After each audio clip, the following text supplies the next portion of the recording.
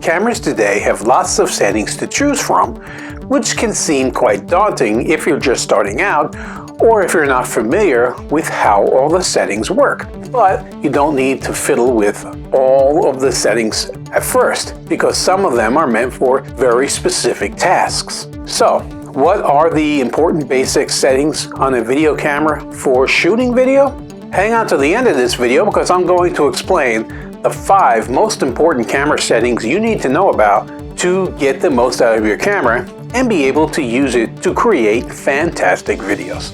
Hi, I'm Jim Costa.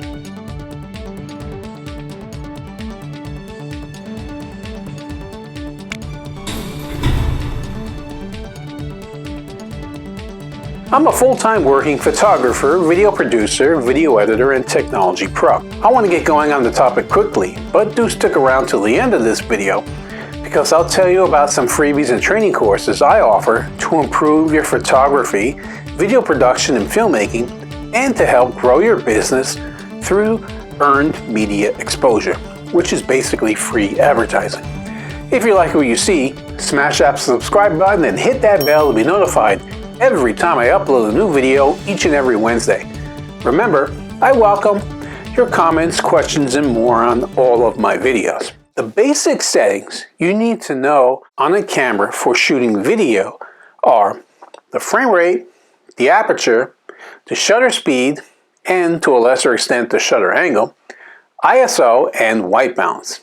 These are the same features you need to know if you're doing photography. There are some differences though in how you need to approach these settings when you make videos, and I'll review those. But why did you leave out this or that, you may ask? I haven't included manual or autofocus, for example. This is because the focus is related to things like the aperture and the distance from your subject. But of course, keeping the right things in focus in your shots is also very important, and you obviously want to do it. I've also not included color profiles. This is because color profiles differ from camera to camera. My advice would be to start from a neutral color profile or a natural color profile and learn the basic settings covered in this video. Then you can always get into things like log profiles at a later point. In reality, I left out a lot, but I firmly believe that if you can understand and control the 5 topics I've explained in this video, then you're well on your way to be able to get good image quality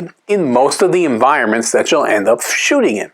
But first, in order to make a qualified decision and to choose the right settings, it's important to understand what the different camera settings mean and what they do. So with that, I'll start with number 1, which is the frame rate. Frame rate is the rate at which the consecutive images or frames on your film or video sequence are recorded and displayed per second. Frame rates on digital cameras are written as FPS, which means frames per second. The human eye is capable of seeing 10 to 12 images per second and perceive them individually. When you go above that, a series of images will start to be perceived as motion. Since the 1920s, the industry standard for films has been 24 frames per second. This standard has made it into the digital world and is still available on most film cameras and many digital cameras and even video cameras today, though many more frame rates are also available. 24 frames per second is still considered to provide the viewers with the most cinematic experience by some movie connoisseurs. This is probably because we've simply grown accustomed to this look over the years from watching thousands of films. 2 other common frame rates are 25 frames per second for most of the world and 30 frames per second in the United States. Both are popular in broadcast television because they can portray things like fast-moving sports without looking jagged. In short, the difference between the two has to do with the mains frequency. In the US, that's 60 Hz. And in the rest of the world, that's 50 Hz, as well as the PAL and NTSC standards for television. Higher frame rates are not that common, and the viewers actually object to them, generally speaking. For example, when Peter Jackson chose to shoot The Hobbit, An Unexpected Journey, in 48 frames per second, because it worked well with the high-paced action and the 3D scenes that he shot, viewers didn't like it. The film's image looked simply too sharp for many moviegoers. Despite the fact that the audience didn't take well to watching a hobbit trot along in 48 frames per second, a frame rate of 60 frames per second has become very popular, especially since the advent and democratization of 4K cameras. 4K resolution lends itself well to 60 frames per second and vice versa. This is probably because all the information available in the number of pixels in 4K as compared to Full HD, which is a resolution of 1920 by 1080. The higher resolution needs a higher frame rate to look good. Recording in 60 frames per second is also a good trick if you want to play back your footage in slow motion when you edit it. Some cameras crop the image size when they record at higher frame rates in slow motion of 120 frames per second and above, so watch out for that effect on your specific camera. Therefore, instead of recording a cropped version of 120 frames per second, you can end up with a better image quality by recording in 60 frames per second and slowing down the footage to 120 frames per second when you edit your video later. Number 2 is the aperture. Aperture means opening, hole, or gap. In a camera lens, the aperture is the opening in the diaphragm through which light passes. The role of the diaphragm is to control the amount of light that passes through the aperture at its center. The light travels the aperture in the diaphragm through a series of optics, and in DSLR cameras through mirrors as well, before it finally hits the camera sensor. When you open up the lens diaphragm, the gap in the center gets bigger and lets in more light. When you close the diaphragm, less light is passed through. The relationship between aperture, f-stop, and the depth of field, or DOF. The aperture on lenses meant for photography is written as f-stops. The F stands for focal length. Lenses in photography are the most common for entry-level and prosumer videographers, and frankly I use them myself. So I'm going to focus on these types of lenses here. The f-stop itself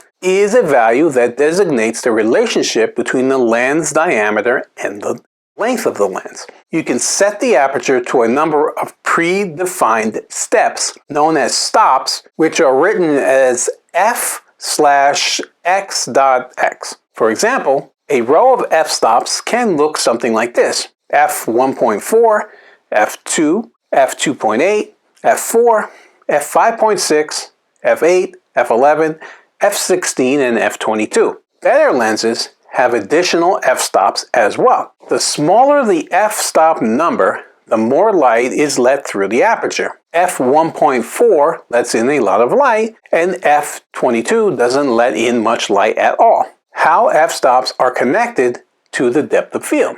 The f-stop influences the depth of field of the images or scenes that you shoot. The depth of field, or DOF, is the area around the plane of focus in which the image appears acceptably sharp. At f1.4, you'll see a clear separation between the foreground and the background. Either the foreground is out of focus or the background is. This is known as a shallow depth of field. At f22, you'll see no clear separation between the foreground and the background. Both the foreground and the background are in focus. This is known as a deep depth of field. This is a simplified explanation, of course, because the depth of field also depends on the focal length of your lens and how close you are to the subject. For example, a 24mm lens at f2.8 means I need to get much closer to my subject in order to get a shallow depth of field than I would need at 150mm with the same f-stop. On manual lenses, the f-stops are set on the lens itself, whereas on automatic lenses, the f-stops can be controlled by the camera. How the diaphragm of a camera lens affects bokeh. The diaphragm in the camera lens is made up of a series of blades that can be either rounded or straight. The number of blades varies from lens to lens. On cheaper lenses, it's common to find 5 or 6 blades. On professional camera lenses, it's common to find 9 blades. But I've actually seen some really high-end pro lenses with both 14 and 17 blades. The number of blades combined with their shapes has a big effect on how bokeh will appear. So, what is bokeh? Bokeh is a name for how a lens aesthetically renders the out-of-focus parts of the image. How a lens renders bokeh becomes apparent when you look at out-of-focus lights, which result in what's known as bokeh balls. High-quality lenses often have bokeh balls that are round and very smooth looking. Cheaper lenses might have bokeh balls which are skewed and resemble a stop sign. Other shapes are possible through photo editing as well. Sometimes you can even count the number of blades of the diaphragm because you can see the edges of the aperture shaping the bokeh itself. That's not to say that you can't get cheap lenses which also produce nice round bokeh though, so it depends. For some people, perfectly round bokeh is a must in high quality lenses, but bokeh is so much more than just bokeh balls. A quick note on some of the main differences between cinema lenses and photography lenses. Cinema lenses are a bit different from photography lenses. First,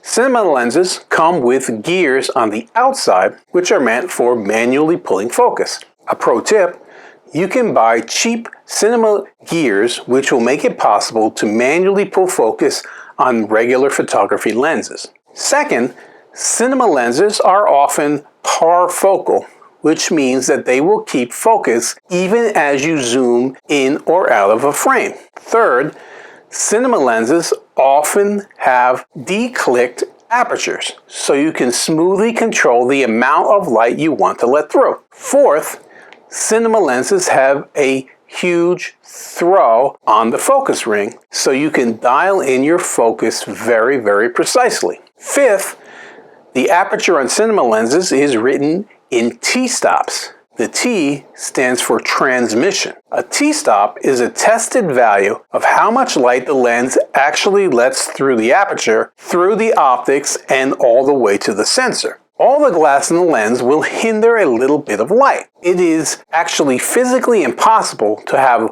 100% transmission through the optics of a lens. The T-stop can actually differ from the f-stop by quite a bit and vary from lens to lens or manufacturer to manufacturer. For example, one lens with an f-stop of 2.8 might have a t-stop of 3.1, while a similar lens with an f-stop of 2.8 from another manufacturer might have a t-stop of 3.4. This means that the first lens will actually let more light through to the sensor even though they share the same f-stop number. For photography, this is no big deal because you can compensate for variances in post-production. But if you're working on a large-scale production with multiple cameras in different lighting conditions over multiple days, these numbers matter a lot when you have to match all the footage in post-production, so it looks like it was all shot at the same time. Sixth, some cinema lenses are anamorphic, which renders nice elongated bokeh and gives the footage a distinct look. Because of the extra testing and technology involved in producing cinema lenses, these are in general more expensive compared to their photographic or lower-end video lens counterparts. Number 3 is shutter speed.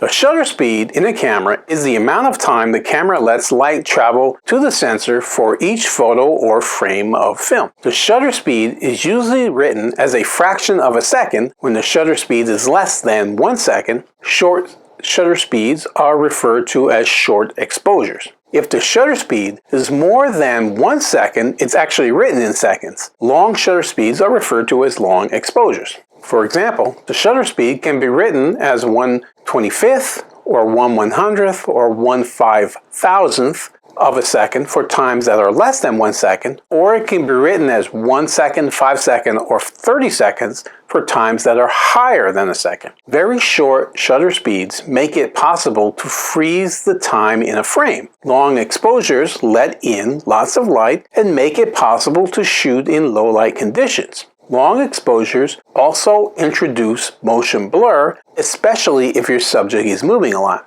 Motion blur can be desired or undesired depending upon what it is you want to achieve. So, how do you choose the correct shutter speed for video? The general rule of thumb is that the shutter speed should be double the frame rate. For example, if you're using a frame rate of 24 frames per second, or 24 FPS, the shutter speed should be double that, or 1/48th of a second. If your camera doesn't let you choose 1/48th, you should choose the number that is closest to it, like 1/50th, which is much more common. By using a shutter speed which is double the frame rate, you get a screen result which mimics the way the human eye sees in real life. Shutter speed versus shutter angle. Which one should you choose and why? Traditional cinema cameras don't refer to the time interval when light is allowed through the sensor as the shutter speed. Instead, on traditional cinema cameras, you'll find the term shutter angle. On some digital cameras, you can choose whether you prefer shutter speed or shutter angle. The general rule of thumb is that the shutter angle should be set to 180 degrees, which corresponds to a shutter speed which is set to double the frame rate. The benefit of using a shutter angle of 180 degrees instead of a shutter speed is that the camera will automatically adjust the exposure time to your frame rate. In other words, with a shutter angle of 180 degrees, your exposure time, which is the shutter speed when we think in terms of photography, will always be set to double your frame rate. So, whenever you change your frame rate during a shoot, your exposure will always follow. No need to set it manually each time like you will have to do if you use the shutter speed setting. However, if you come from a background in photography, it might take some time getting used to thinking in terms of angles instead of speed, especially if you want to get creative. Why shutter speed is tied to shutter angle. This sounds confusing, so here's the explanation. Today, it's common to produce a video on digital cameras, and the terminology of using shutter speed has followed. Traditional cinema cameras don't use the curtain style or focal plane shutters like DSLR and mirrorless cameras do. Instead, traditional cinema cameras use a rotary disc shutter, which is a semicircular disc that spins and alternately allows and blocks light from getting to the film. The disc can be adjusted to certain angles using more or less of the semicircular disc to change the exposure time of each frame, just like when you change the shutter speed on a digital camera. When the disc is adjusted to 180 degrees, it will let light through to the film for half the time period of each frame. For example, if you shoot at 25 frames per second, each frame takes 0.04 seconds. When the shutter angle is set to 180 degrees, it will let light through for 0.2 seconds for each frame. An exposure time of 0.2 seconds equates to exactly 1/50th of a second. In other words, that's why you should double the shutter speed of your frame rate if you're going to get that cinematic look, which we've all grown accustomed to by watching movies. It is possible on some digital cameras to switch between shutter speed and shutter angle. Break the rules with the shutter speed or angle and frame rates. While it is good practice to use a shutter angle of 180 degrees or a shutter speed which is double the frame rate, it is also a rule which is meant to be broken. In fact, sometimes it's necessary to break it in order to get usable footage. For example, if you are filming in a public space with lots of LED screens, running ads and other types of information, your frame rate and shutter speed angle combine and they might cause a lot of flickering in the footage. Unfortunately, producers of LED screens for ads and LED bulbs for household usage don't think about us poor video producers when they're making their products. That's why when you buy LED panels for video production, you should always make sure that they are flicker-free. When you are dealing with a lot of flickering from LED screens or LED bulbs, it is necessary to tweak the settings a bit in order to get usable footage. Shutter speeds and angles can also be used in a more creative way. For example, maybe you want to shoot footage with lots of motion blur. In that case, you should go for longer shutter speeds or wider shutter angles. My advice is to get creative and see how different combinations of shutter speeds and angles and frame rates render the footage that you shoot. Now, if this is making sense to you, but I've got it in the comments section below. Number 4 is the ISO. In digital cameras, ISO is used to digitally enhance the brightness of your footage after the light has passed through the lens and hit the sensor, but before it is converted from analog to digital. In essence, ISO is a digital gain of the analog signal coming from the sensor. New high-end mirrorless cameras get usable results for still photography all the way up to ISOs of 51,200 in some cases.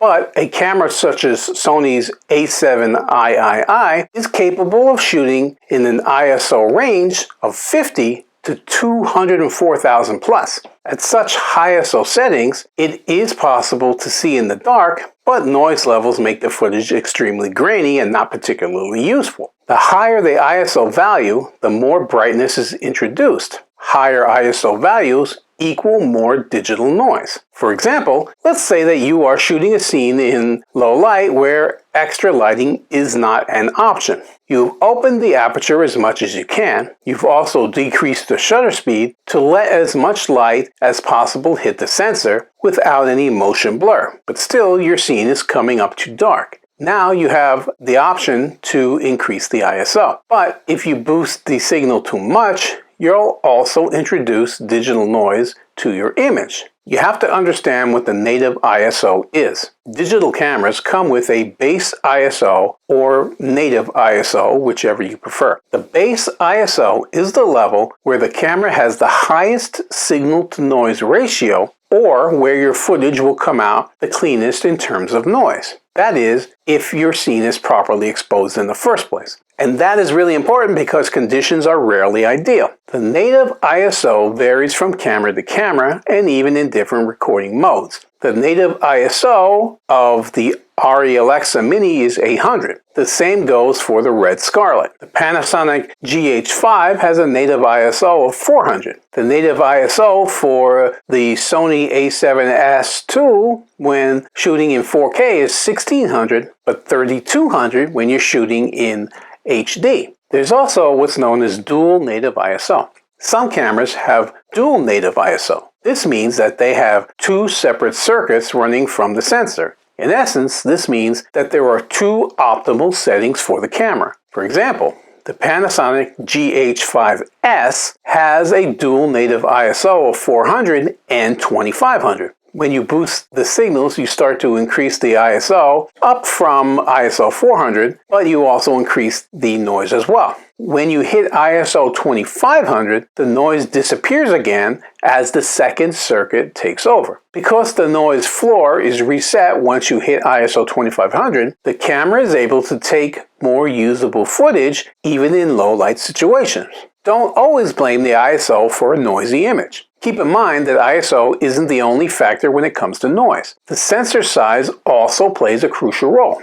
Bigger sensors allow for more light to be captured in each frame, which in turn leads to less noise than smaller sensors. A full-frame DSLR or mirrorless camera will generally produce less noisy images at the same ISO than a micro four thirds or crop sensor camera will. In photography, you can use techniques such as photo stacking and long exposures, up to 30 seconds or more, and still shoot at a fairly low ISO to get good results. In video production, we can't utilize the same techniques. Instead, you're limited by the relationship between frame rate and shutter speed or angle, at least to some extent, if you want to get natural looking movements in the videos or films you shoot. If your scene is underexposed and you can't add more lights, cranking up the aperture or changing the shutter speed is better than increasing the ISO. The noise you create through ISO in order to get a good exposure during recording is known as shot noise, and it will always be less than the noise you get from trying to correct underexposed footage in post-production, which is known as read noise. This is because ISO works by boosting the analog signal from the sensor before it is transformed into digital. Boosting an analog signal is less noisy than boosting a digitally stored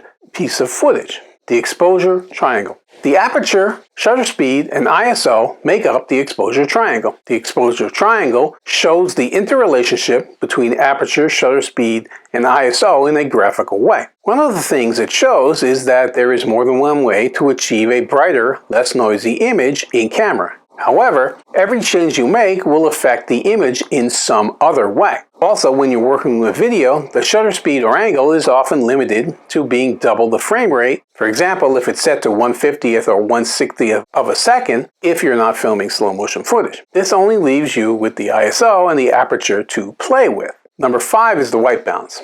The purpose of white balance is to display any white objects in a scene as white. Setting the right white balance is crucial if you want to display the correct colors as close to how we perceive them with our eyes. White balance is also important if you want to match several hours of video footage taken at different times and locations to look the same in terms of color balance. This sounds easy, right? I mean, white is white. The problem is that white looks different under different lighting conditions. If you take a white object and place it under candlelight, that object will have an orange tint. If you take the same object and place it under a fluorescent light, it will look blue. Different types of lights have different color temperatures, which are measured in degrees Kelvin. For example, a candle will give off an almost orange light and has a color temperature of around 1 to 2000 K. Regular tungsten bulbs shine with yellow light and have a color temperature between 2600 and 3600 K. Normal daylight has a color temperature between 5500 and 5600 Kelvin, whereas a bright clear blue sky can have a color temperature all the way up to 15,000 Kelvin. How to choose the right white balance settings for your camera. The white balance setting in your camera is there to help you overcome the challenges of colors appearing differently under varying lighting conditions. You access the white balance settings on your camera by pressing the button or menu feature labeled white balance or sometimes WB or color balance. How you dial in the white balance influences the colors in your video production. You need to set the white balance so that it corresponds to the surrounding light of your scene when you're filming. Keep in mind that setting the correct white balance refers to getting back to a neutral state of white. There are a lot of times where you don't want that, but you are instead wanting a certain tone or color to your image.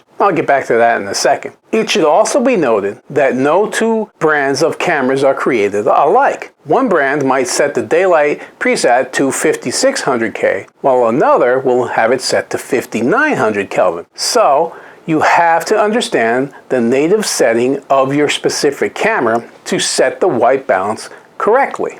What about auto white balance?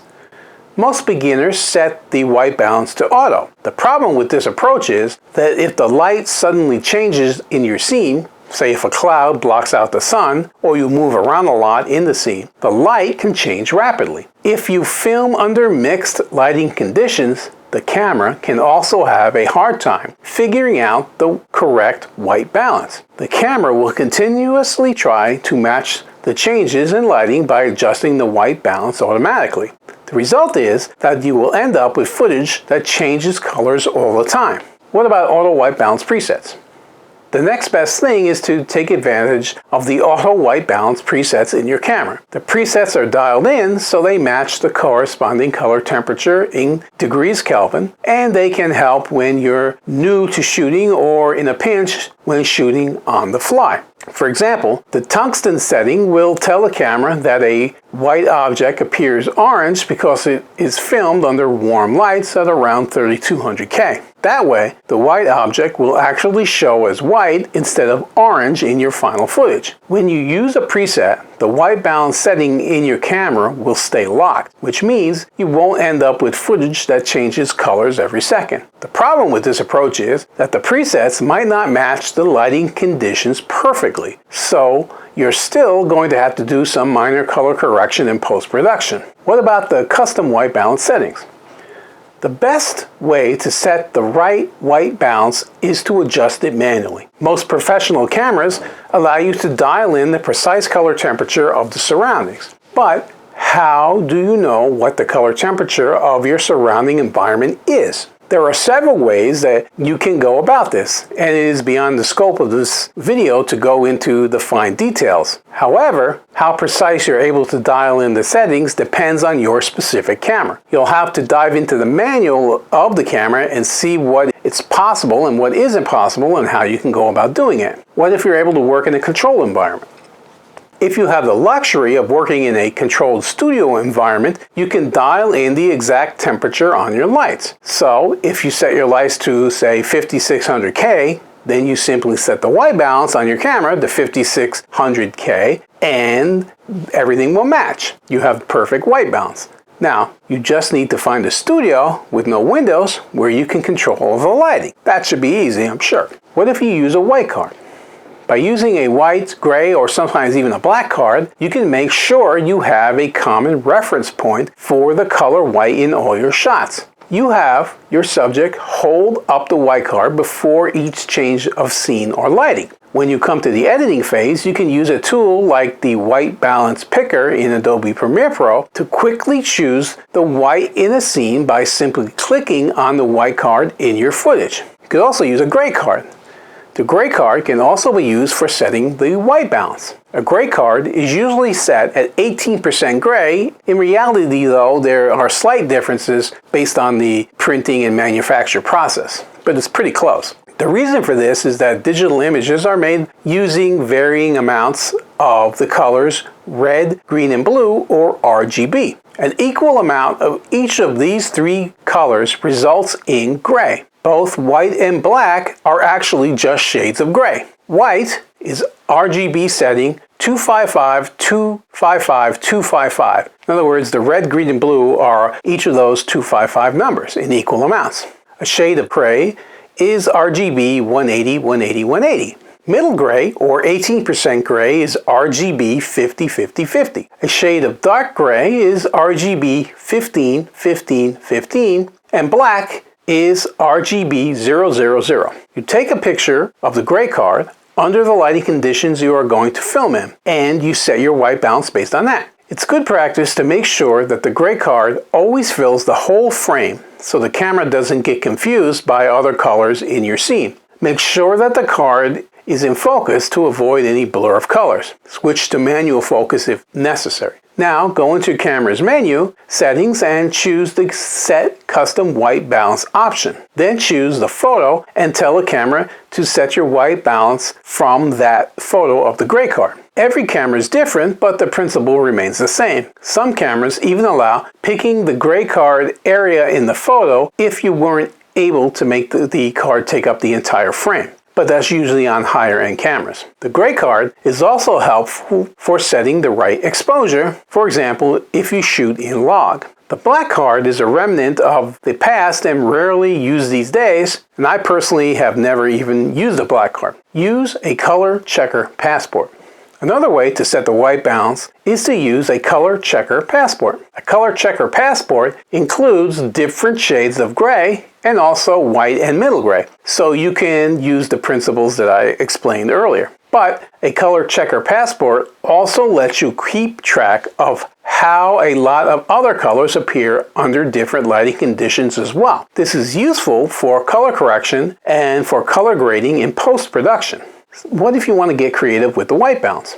Don't be afraid to move away from the correct way to use the white balance setting and instead use it in creative ways. There are a lot of times where you don't want that natural look. Instead, you want to keep that warm orange or bluish tint. You can deliberately, completely change the look and feel of a scene with the white balance. For example, you can choose a tungsten setting of 3200 Kelvin under normal daylight and get a bluish image. This is often used when shooting day for night. Or you can use a cloudy, shady white balance of about 6500 Kelvin or so during the golden hour just after sunset to really enhance the golden colors that are in the sky. Also keep in mind when shooting video, if you're moving around a lot in a mixed lighting environment, your color temperature will change all the time. In that sense, there is no correct way to set the color balance. Just use your eyes and best judgment. I've done individual longer videos on many of the topics and subtopics covered in this video. I'll link to those in the description below so you can check those out after watching this video, and you'll be able to learn even more on all of the various topics. My question of the day is, what video setting do you need the most help with? Leave a comment below and let me know, and I'll try to answer your questions for you. If you found the information in this video useful, I'd like to hear about it from you. If you liked it and want to see more videos like this, then follow my YouTube channel, Jim Costa Films. If you think what you saw was great, please do like it. If you have an opinion, feel free to comment below. If you know someone who could benefit from the information that I provided, please share the video. You can connect with me and my company, Jim Costa Films, on social media and online, on Facebook, Instagram, Twitter, YouTube, LinkedIn, and the web by searching for Jim Costa Films. In fact, I currently have over 4,500 videos on my YouTube channel, Jim Costa Films, so feel free to check out many of my other videos for great tips and suggestions. Thank you for sticking around this long. I mentioned at the beginning about some freebies and training. As a professional video producer and photographer, I've created an absolutely free cheat sheet for you on all the best camera settings to shoot with your DSLR, mirrorless, or video camera that will show you the settings that will allow your photos, and particularly your videos, to shine and stand out from the competition. The link to get that cheat sheet is just below in the video description. Best of all, my cheat sheet specializes in shooting video with any type of camera. In it, you'll find all the info you need on important video techniques, such as white balance, color temperature, frame rates, and more. I've also created an editing training program for Adobe Premiere Pro. My Quick Start training is designed to get you up and editing in under 2 hours and includes over 100 tips, tricks, and keyboard shortcuts for video editors that get you started in the program and makes your workflow go much faster. Now, I'm also affiliated with Christina Nicholson, a fellow media veteran like myself who helps businesses and entrepreneurs reach tons of their ideal customers or clients through the power of media without spending big bucks on advertising. I've worked with Christina and used her advice and training successfully, so I know from first-hand experience that it works great. The program Christina and I are now offering is called the Media Mentoring Program, and it will help you to take advantage of mainstream media so you can stand out from the competition, because that's not something everyone has access to. Best of all, unlike paid ads and sponsorships, you can gain lots of exposure and credibility to become the go-to brand everyone talks about and wants to do business with without spending a fortune on advertising, because the program is designed to get you free advertising. I'll link to those cheat sheets and training courses in the description below as well. There's videos on both courses that will give you an overview of how they can help you, as well as links to get more information. You can help to support my channel by purchasing my training courses, requesting my free downloads, or by hiring me to shoot and edit for you. Remember, I've also done many other videos on video and filmmaking and photography as well, and I'll link to those in the description below. Finally, if you follow me for a while now, you know that I have a private community of photographers, videographers, and filmmakers just like you on Facebook, where I share other pro tips and tricks. It's called Video Producers and Content Creators. I love new members who want to share their work, learn from others, and also help others based on their own skills and experiences. The group is private and only for people in the filmmaking, video production, and photography industries that I personally work in myself. It's not a public group like my business Facebook page that I talked about earlier. That's public and anyone can see that. You'll find a link to that group in the description below, so feel free to join it where you can learn even more.